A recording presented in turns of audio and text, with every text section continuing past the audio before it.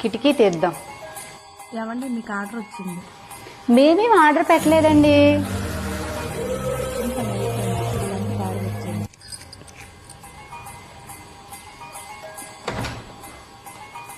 ఇంట్లో ఉన్న డబ్బు అక్క నేనే, డోర్ తీయు.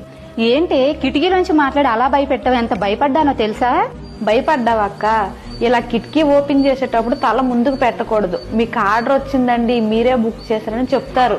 మాటల్లో మనల్ని దింపుతారు. అప్పుడు మన హెడ్ ముందుకు పెట్టగానే స్ప్రే బాటిల్ కొడతారు.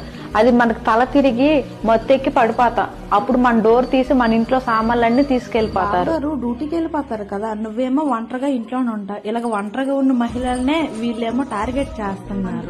చాలా జాగ్రత్తగానే ఉండాలి. అమ్మో ఏంటో, డబ్బు కోసం మనుషులు ఇలా కూడా తయారవుతున్నారా? సరే, జాగ్రత్తగానే ఉంటాను.